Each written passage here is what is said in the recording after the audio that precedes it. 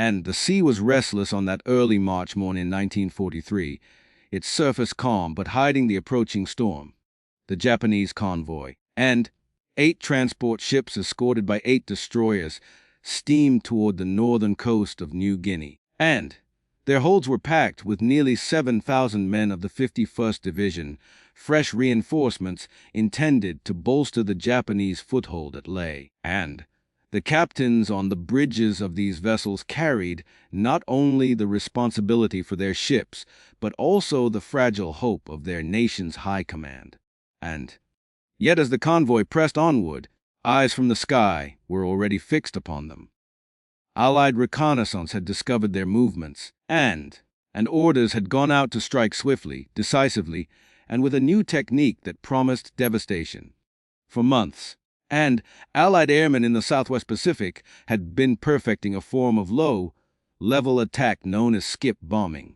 Instead of diving from high altitude, the medium bombers would supine at wave, top height, and releasing their bombs at speeds so low and distances so short that the bombs would bounce across the water like stones before slamming into the sides of enemy ships. And it was daring, dangerous, and demanded nerves of steel, but the results in training were astonishing. Now, at the Bismarck Sea, and the time had come to unleash it for the first time on a massive scale. And the Japanese convoy had departed Rabaul under the cover of night on February 28th. For several days they evaded contact, pressing southwest. But Allied patrols spotted them, and the signal went out. General George Kenney, commander of the 5th Air Force, seized the opportunity, and he assembled every available bomber and fighter B-17 flying fortresses to strike from altitude, and B-25 Mitchells and A-20 Havocs to perform the skip, bombing runs, and P-38 Lightnings to provide cover. This would not be a mere harassment raid, and it would be total destruction. On March 2nd, the battle began. Waves of B-17 swept in, dropping their loads from high above, and bombs splashed and scattered across the convoy, and though a few found their marks, the true terror was still to come. The Japanese captains, looking skyward, and believed they had weathered the worst. But on the horizon, low over the water, came the B-25s. The sight was unlike anything the Japanese had seen, and American bombers, engines roaring, raced just above the waves, barely 50 feet above the sea. Their approach was so sudden, so unconventional, that captains and gunners had barely seconds to react. And 50 seconds, the brief span of time between sighting the incoming aircraft and the moment the bombs struck home. In those seconds, orders were shouted, and rudders turned, and anti-aircraft guns barked frantically. But nothing could stop what was coming. The skip bombing attacks were merciless, and bombs bounced across the water, striking the sides of transports at near point blank range. Explosions tore through hulls, and ripping ships apart and igniting fuel. Men crowded the decks, some leaping into the sea as fire consumed their vessels. Destroyers maneuvered desperately, and laying down curtains of fire, but even they were not spared. One by one, ships were hit, broken, and left burning in the waves. By March 3rd, and the convoy was shattered. Transports sank beneath plumes of black smoke, their soldiers struggling in the water as Allied aircraft strafed the survivors. And destroyers picked up what men they could, but the losses were catastrophic.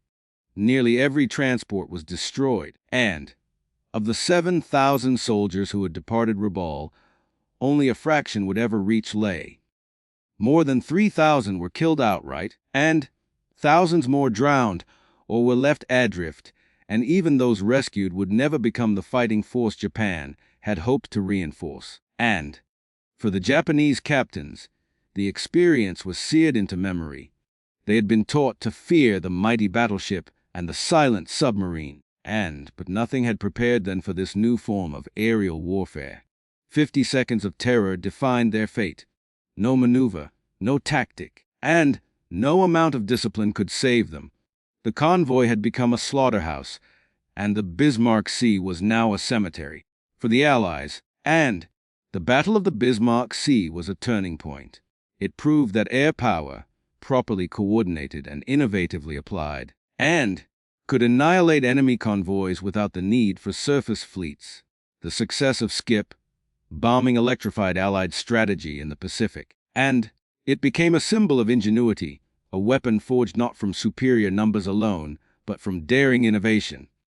In the jungles of New Guinea, and the absence of reinforcements at Leyte meant Japanese forces were left to wither. Isolated, undersupplied, and weakened, they would soon be driven back, and their defensive line collapsing under the relentless Allied advance. And the battle marked the end of the Japan's ability to reinforce its garrisons in strength across the waters of the South Pacific. And so, and in those fleeting 50 seconds of warning, the fate of thousands was sealed. The Bismarck Sea burned, the Japanese transports sank, and with them, and the hope of holding New Guinea slipped beneath the waves. What remained was the echo of engines skimming low, and the sight of bombs skipping like stones across water, and the final realization that in this war, and innovation and courage would determine survival as much as numbers or firepower. The sea was restless on that early March morning in 1943, and its surface deceptively calm, but hiding the approach of one of the most decisive battles in the Pacific. The Japanese convoy, and 8 transport ships loaded with reinforcements and 8 destroyers as escort, pressed through the Bismarck Sea, and deep in the holds of the transports were nearly 7,000 men of the 51st Division, young soldiers, officers, equipment, and weapons, all destined for Leyte and New Guinea. Their commanders knew the journey was dangerous, but they believed the presence of destroyers and the cover of distance might be enough to evade Allied attention. And the captains on the bridges carried enormous responsibility, for not only were their vessels symbols of Japanese determination, and they were the last real chance to strengthen the fragile line of defense in New Guinea. Yet as they advanced, and Allied reconnaissance aircraft were already shadowing their course, sending back signals that sealed their fate, Allied leaders had anticipated such a move. And New Guinea was not just another campaign, it was the pivot on which control of the Southwest Pacific would turn. If Japan held Leyte, and it could continue to threaten Australia and maintain its lifeline to Rabaul. If the Allies broke Japanese strength there, and the road toward the Philippines, and eventually the Japanese homeland would open, and American and Australian commanders prepared their air forces to intercept the convoy with unprecedented force. And General George Kenney of the 5th Air Force had spent months developing new ways to employ his medium bombers. And high-altitude attacks by B-17s could harass enemy shipping, but they rarely achieved complete destruction. Kenney's men perfected a new tactic called skip bombing. Instead of diving from above, B-25 Mitchells and A-20 Havoc bombers would fly low and, barely skimming the waves, releasing bombs that would bounce across the surface and slam into enemy ships. It was daring, it was dangerous, but it promised devastation. On March 2nd, as the Japanese convoy pressed closer to Leyte, the trap was sprung. Waves of Allied aircraft swooped in, and beginning with B-17 flying fortresses that released their bombs from high altitude. Explosions erupted in the water, geysers of spray towered over the ships, and though some bombs struck home, the transports and destroyers held formation. Japanese captains steadied their men, and shouting orders to maintain discipline and fire at the distant aircraft.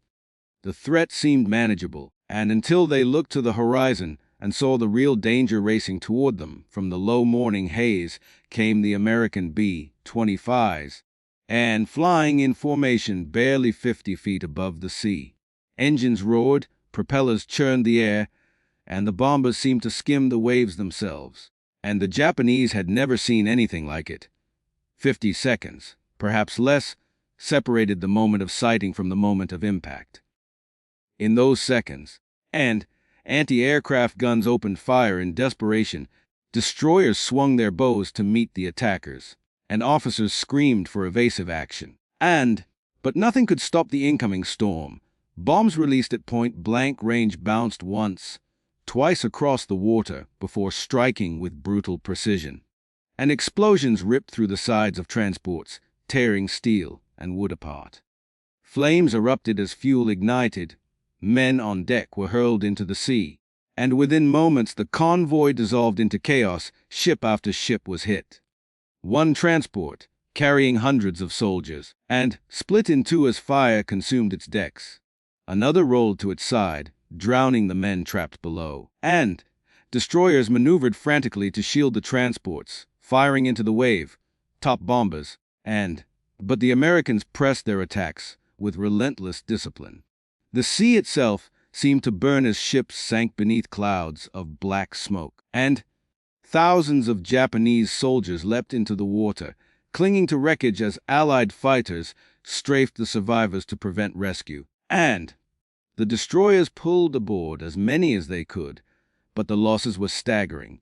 More than 3,000 men perished in those waters, and most of the transports were reduced to twisted wrecks for the Japanese captains. Those 50 seconds defined their reality. No maneuver, no tactic, and no training could have prepared them for the fury of skip bombing. They had been raised to fear the guns of battleships, the torpedoes of submarines, and the dive of carrier planes, but nothing resembled this merciless innovation.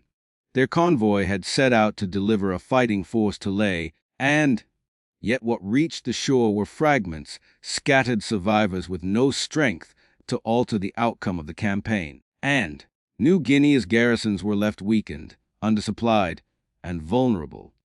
The Bismarck Sea had swallowed their reinforcements, and leaving behind only wreckage and memories of bombs skipping across the waves like stones before tearing ships apart. The morning air over the Bismarck Sea was thick with tension as the Japanese convoy pressed southward.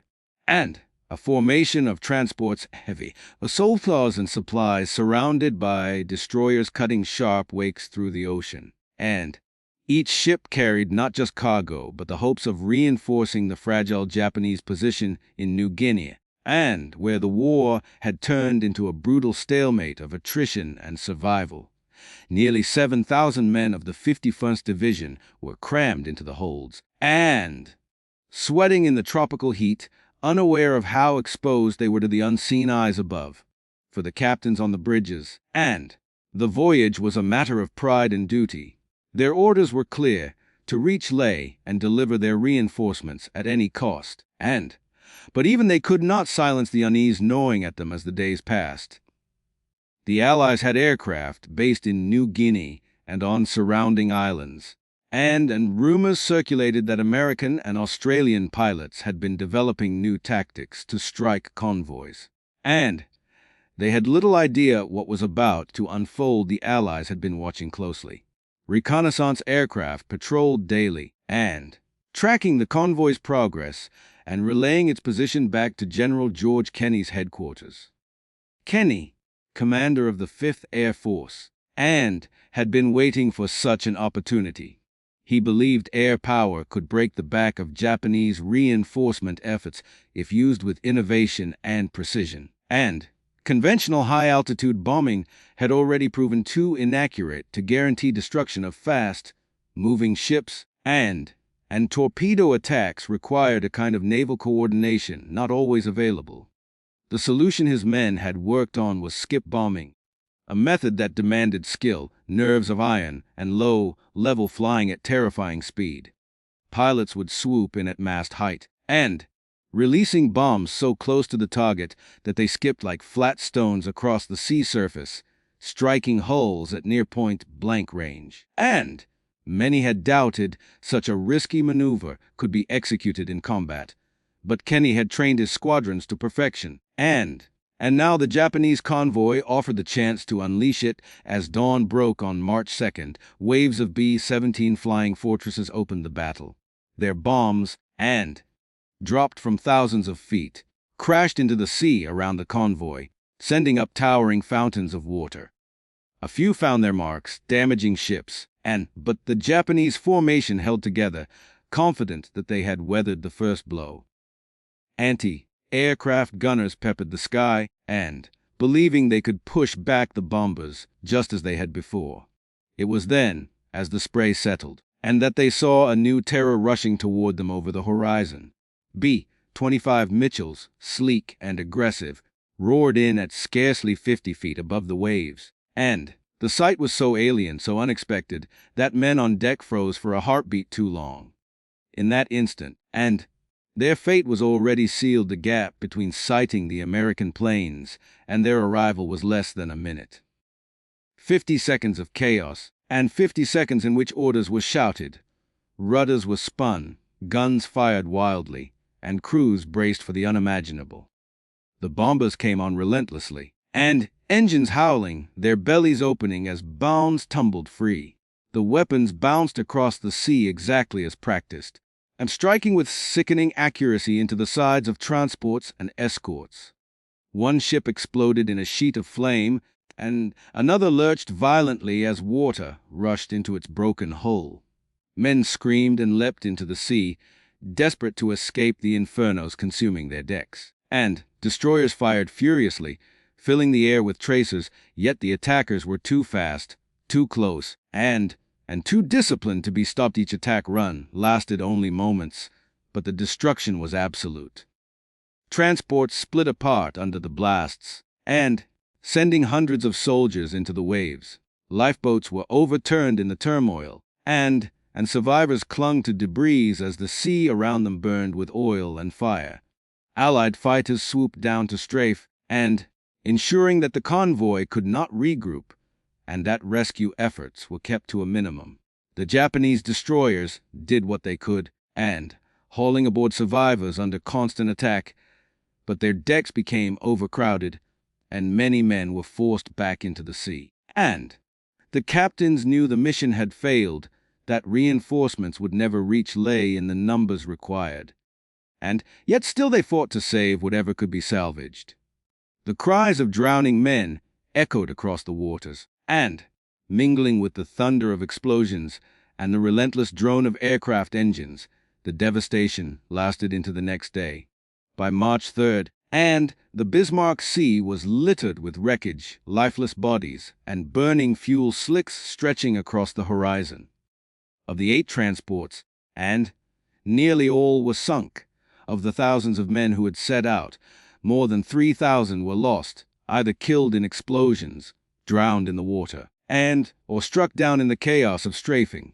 Those who survived were scattered and broken, incapable of forming the reinforcement force Japan had intended, and the Bismarck Sea had become a grave for both ships and soldiers, a place where the ambitions of an empire were swallowed in smoke and fire. And the Japanese captains, who had believed their duty was to deliver strength to the front, now saw only destruction and loss, and their ships turned into twisted carcasses resting beneath the waves, and their brief 50 seconds of warning forever etched into memory. The waters of the Bismarck Sea in early March 1943 were deceptively calm, and shimmering under the tropical sun, yet beneath that still surface moved a Japanese convoy that carried the weight of strategy, survival, and desperation. And 8 transports, each packed to the brim with soldiers of the 51st Division, pressed southward under the protection of 8 destroyers.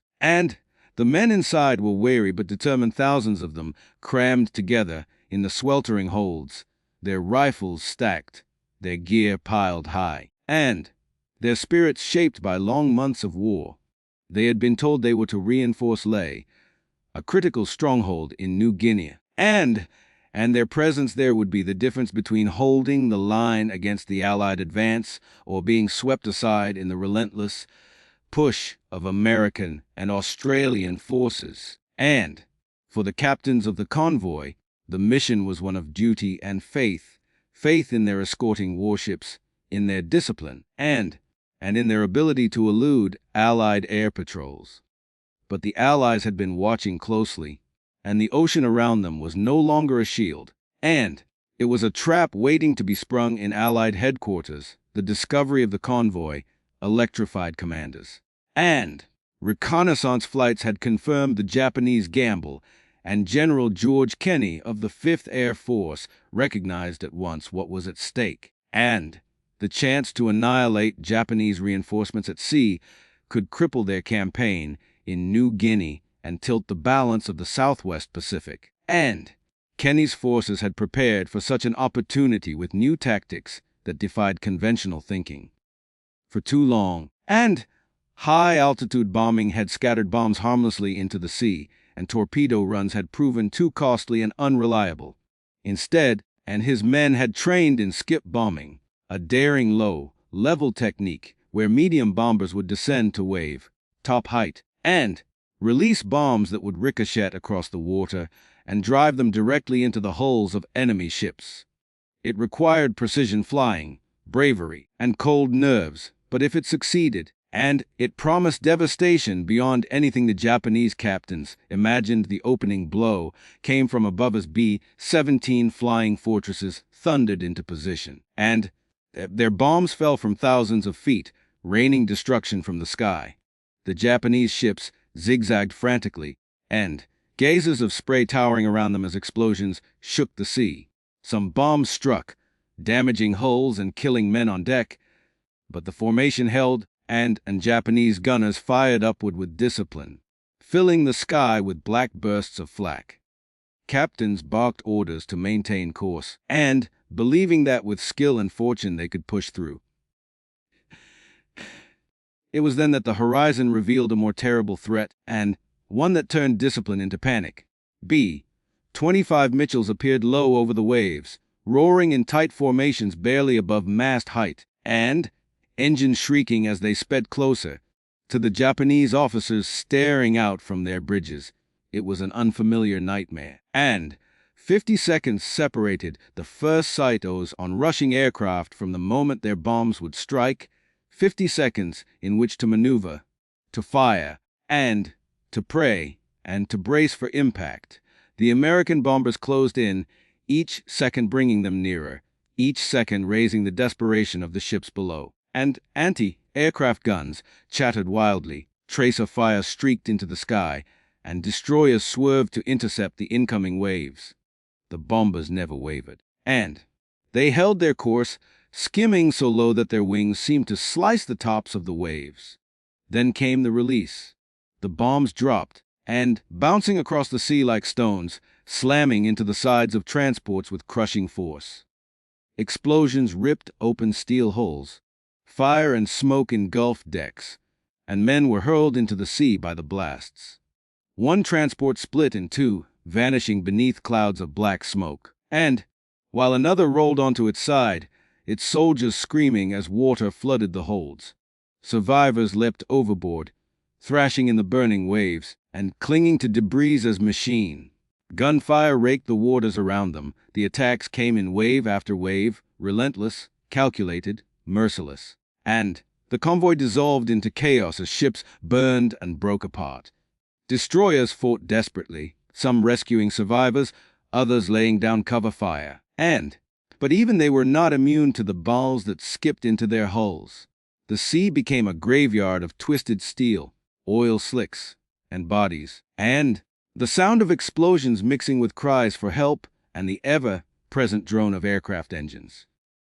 Japanese officers shouted orders to abandon ship and to fight on, to save what could be saved, but their words were drowned out by the fury of battle, and 50 seconds of warning had nothing against the precision and innovation of the Allied attack. And the transports that had left Rabaul with such hope were now shattered wrecks, and their cargo of men lost to the sea or scattered in fragments across destroyer decks already overloaded with survivors by March 3rd, and the scale of destruction was clear. The Allied planes returned again and again, ensuring that nothing remained intact. Of the 8 transports, and nearly all were sunk, their remnants smoldering beneath the waves. Thousands of soldiers never reached Leh, their bodies claimed by the ocean, and their weapons and supplies lost forever.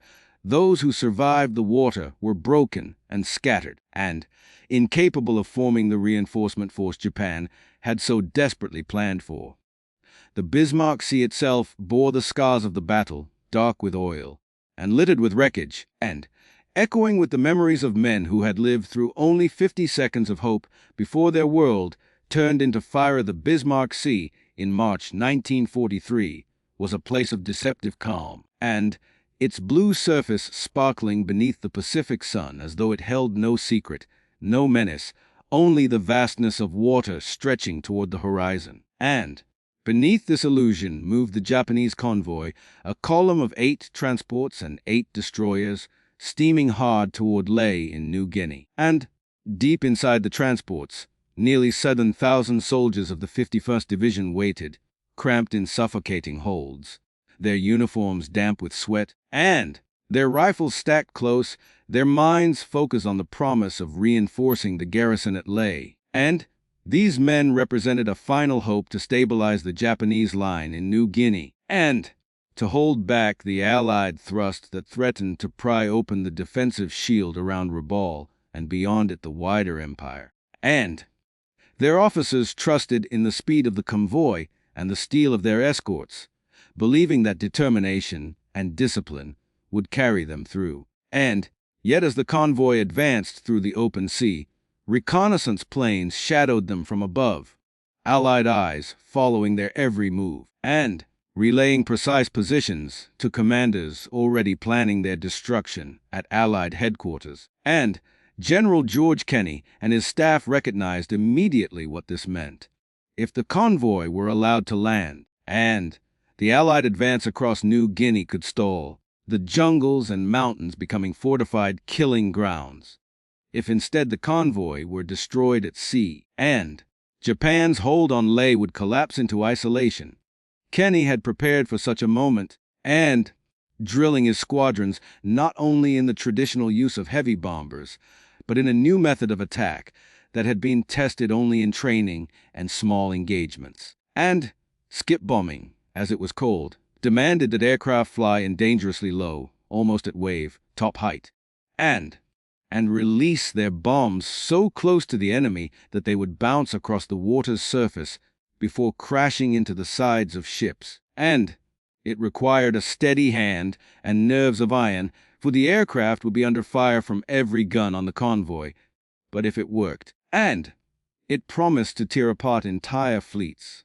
The convoy in the Bismarck Sea would be the proving ground. The first attacks on March 2nd came from high above, and B-17 flying fortresses droned across the sky, dropping bombs that sent massive columns of water leaping into the air. And Japanese captains swerved their ships in evasive patterns, officers barked commands, and anti-aircraft gunners filled the sky with black bursts of fire. And a few bombs struck home, damaging decks and rattling the convoy, but the transports pressed on, and for a brief moment it seemed as though they might endure the rain from above.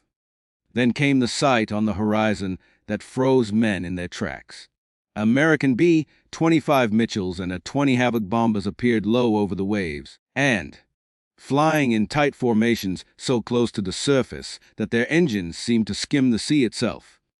The approach was relentless, the speed terrifying, and 50 seconds separated the moment of sighting from the moment of impact, 50 seconds in which captains tried to maneuver, gunners tried to take aim, and soldiers prayed as death bore down upon them. The American bombers roared closer, the sound overwhelming, and their wings glinting as they descended even lower. Japanese destroyers turned hard, laying down curtains of fire, and tracer rounds streaked the air in frantic bursts, yet nothing broke the steady course of the attackers. Then the bombs fell, and not from high altitude, but from barely above the sea. They skipped once, twice across the waves, like stones thrown by a giant hand, and then smashed into the flanks of the transports with thunderous explosions. One ship erupted in a sheet of fire, and its decks vanishing beneath smoke and flame. Another groaned as a blast tore through its midsection, sending men and cargo tumbling into the water. And soldiers scrambled desperately, some leaping overboard into oil, slick seas, others trapped below as water flooded the holds. The destroyers, caught between protecting the convoy and saving themselves, fought to shoot down the incoming bombers while pulling survivors from the burning waves. The attacks came in waves, merciless and unrelenting, and each pass of the American aircraft brought new destruction. The convoy that had set out in confidence now dissolved into chaos, and ships colliding as they tried to evade, lifeboats overturned by explosions, men clinging to wreckage as the sea around them burned, and Allied fighters swooped in to strafe survivors, ensuring that rescue efforts remained perilous. The Japanese captains knew the mission was doomed, and yet they fought to the last, their ships weaving, their guns blazing, their voices hoarse with shouted orders. All the while, and the clock of survival was measured not in hours or minutes, but in those fatal 50 seconds that separated hope from annihilation by the end of March 3rd, and the Bismarck Sea was no longer a highway for reinforcements, but a graveyard. Wreckage floated for miles, oil and fire smeared across the surface, and the bodies of thousands drifted silently among the waves. Of the 8 transports, nearly all was sunk, their cargo of men and material lost. And more than 3,000 Japanese soldiers perished, many more were stranded or wounded, and those few who reached Leh were too scattered and broken to affect the course of the campaign. And the Allied victory was not just a tactical triumph, but a demonstration of how air power, wielded with innovation and precision, and could annihilate a fleet and alter the direction of an entire theater of war.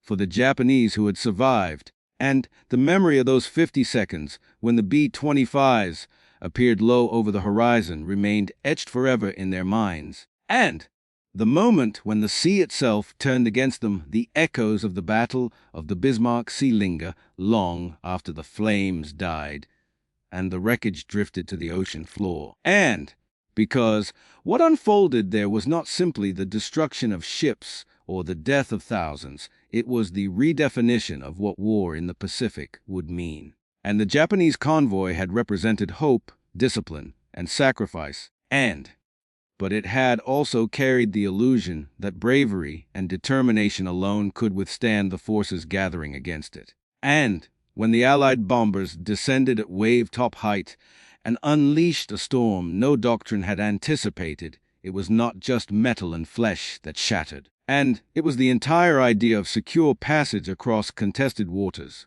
The captains who had once believed that speed, escort guns, and tradition could carry them through saw in that final minute that warfare had changed, that the skies above had become as lethal as any ocean depth, and that a new form of combat had arrived and it allowed no margin for hesitation. The magnitude of the loss could not be measured only in the number of ships torn apart or the thousands of men consigned to the sea, and it had to be understood in the collapsing in confidence of an empire that now saw its lifelines severed, and the waters of the Bismarck Sea became a symbol of inevitability, and the point where Japan's offensive spirit finally yielded to the relentless push of innovation, coordination, and overwhelming resolve from its enemies. And for the Allies it was more than a victory, it was a demonstration that courage and creativity could shatter entrenched power, and that the tide of war could be turned not only by numbers, but by daring to fight differently. And in the faces of the pilots who skimmed the waves and risked every second at mast height, and one could see the determination of a generation unwilling to accept stalemate, and determined instead to press forward until the enemy was broken beyond repair. The images left behind were unforgettable, and a convoy burning in the heart of the Pacific, transports splitting apart under the force of low-flying bombers, and soldiers leaping into a sea blackened by fire and oil, destroyers overloaded with desperate survivors, and all around them the roar of engines that carried with them the weight of history. And those 50 seconds between sighting and impact carried within them the fate of thousands. And in those seconds the war shifted course.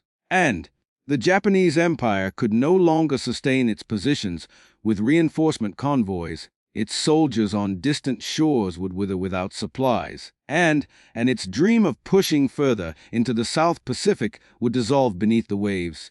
The Bismarck Sea revealed a truth that resonates beyond its time, and that in the crucible of conflict it is not always the larger fleet or the stronger army that prevails, but the side that dares to innovate and to push the boundaries of what is possible, to meet danger with imagination as well as strength. And what the Allied pilots accomplished, there was not only the destruction of an enemy force, it was the unveiling of a new chapter in air warfare, and one that ensured the sea could no longer shield convoys, one that left no sanctuary for those who thought distance or escort could guarantee survival. And the captains who stood on the bridges of their doomed ships understood this too late, as bombs bounced across the water like stones of fate, and unstoppable and precise, sealing their destiny before they could alter it. And so the Bismarck Sea stands as both a warning and a revelation, and